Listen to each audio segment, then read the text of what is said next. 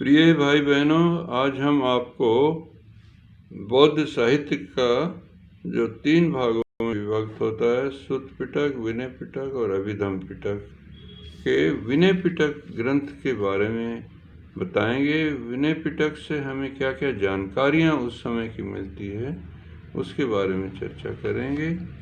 विनय पिटक से हमें उस समय एक तो जितने भी भिक्षुओं के लिए नियम बनाए गए वो किन परिस्थितियों में बनाए गए, कौन सा नियम, उससे उस समय की सारी सामाजिक, आर्थिक, राजनीतिक व्यवस्था का भी हमें पता इस ग्रंथ से लगता है। और उस समय भिक्षुओं के लिए जो सारे नियम बनाए गए और सारे भिक्षुणियों के, वो हमें इस ग्रंथ से मिलते हैं। और इस ग्रंथ में भवन निर्माण कला उस समय किस समय की थी, भिक्षुओं के लिए जो भगवान ने बताया किस किस स्थान पे किस किस तरह के पे रह सकते हो, और उसमें किस किस तरह की भवन सामग्री लगती थी, उससे हमें उससे उस समय की उपलब्ध सामग्री का भी हमें ज्ञान मिलता है। कुछ के ज्ञान के बारे में भी इस ग्रंथ में जानकारी मिलती है। उत्तर दिशा का क्या महत्व है, दक्षिण का क्या है, पश्चिम का क्या है, ऊपर का क्या है, नीचे का क्या है, मौसम की जानकारी भी उस समय कैसे होता था और कैसे भगवान भिक्षुओं को बताते थे कैसे मौसम में आपको कैसे बचना है, किस तरह के वस्त्र का पहने जाते थे और भिक्षुओं को किस तरह के पहनने की आज़ादी थी। वस्त्रों की जानकारी मिलती है, सोने का है, कंबल का है, उस समय कैसे होता था। फिर भवन निर्माण में कैसे सामग्री, किवाड़ किस तरह की, दरवाजे, तख्त, उसमें चारपाइयाँ, फर्नीचर, क्या क्या जो होता था उस समय की। और कोई चारपाई, ऊंची चारपाई होती थी, नीचे होती थी, तो भिक्षुओं को ऊंची चारपाई पे सोने का भी मना किया गया था। उससे हमें ये जानकारी मिलती है किस तरह का बिस्तर, किस तरह की तकिया, किस तरह के इलाज उस समय जो भिक्षुओं को बताए गए, उससे हमें सब तरह के उस समय के इलाज के बारे में जानकारी मिलती है। और उस समय की किस तरह की मकान में सीढ़ियाँ, दरवाजे, चौखट लगाए जाते थे और पर्दे लगाए जाते थे, किस तरह की ईंट इस्तेमाल होती थी, पत्थर होता था, लकड़ी होता था, और उस समय किस तरह का जातिवाद था और किस तरह से बुद्ध ने और भिक्षुओं ने उस जातिवाद को कम करने का काम किया और सभी बड़े और छोटों को दीक्षा बराबर दी गई, तो किस तरह एक भेदभाव को बराबरी में बदला गया। और हिमालय के वातावरण की भी किस तरह का होता था वहाँ, वो भी जानकारी मिलती है। किस तरह के आसन होते थे, किस तरह के उस समय फल भंडार, संगीत होता था, और राजाओं का किस तरह सहयोग मिला बुद्ध को इस ज्ञान को फैलाने में, ये जानकारी मिलती। किस तरह का जातिवाद था और कैसे वो कम हुआ राजाओं के सहयोग से। इस तरह बहुत सारी हमें जानकारी इस ग्रंथ से मिलती है।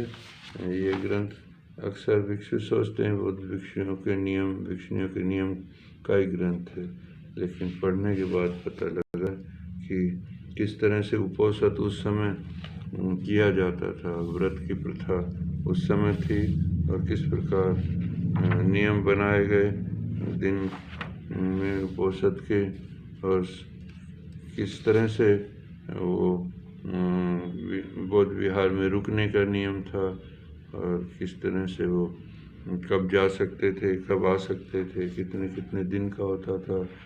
संवेद रोकने का भी स्थान को त्याग कर सकते थे। विशेष अवस्थाओं की भी जानकारी, असाधारण अवस्थाओं की भी कुछ जानकारी इसमें दी गई है। कुछ एक चर्म स्कंद भी है, जूते संबंधी भी कुछ नियम इस ग्रंथ में है। और इस ग्रंथ में कुछ कैसे अत्यंत परिश्रम भी ज़्यादा ठीक नहीं है, उस बारे में भी जानकारी है। अरहंत पद का विवरण इसमें किया है, क्या होते हैं।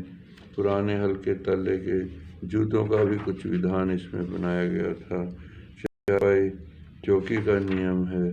आराम की चीज़ें रखने को कैसे संभाल के उनको रखा जाए, और आराम में कुछ सेवक का भी नियम है।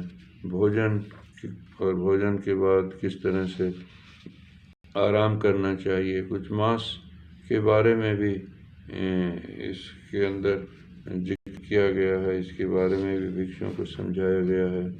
कुछ निमंत्रण आए तो आपको कैसे उसमें जाना चाहिए, कैसे आना चाहिए, और किस तरह चीज़ों को बौद्ध विहारों में सुरक्षित व्यवस्था में रखना चाहिए। बिम्बिसार राजाओं ने किस तरह से भिक्षुओं की परीक्षा भी ली और किस तरह उन्होंने विधान गो रस का विधान भी बनाया गया था, वो किस प्रकार बनाया गया था।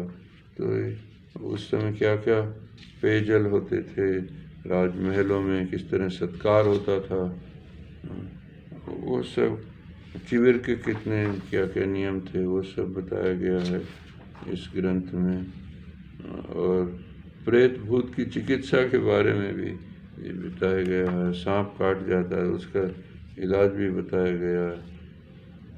चिवर किस तरह कटाई की जाए और उनको संभाल के रखा जाए, किस तरह उसकी मरम्मत की जाए, पालतू चिवरों को कैसे रखा जाए, और क्या कुछ करणीय नियम है और क्या कुछ करने के नहीं नियम है। माफ़ी भी किस तरह से मांगी जाती है।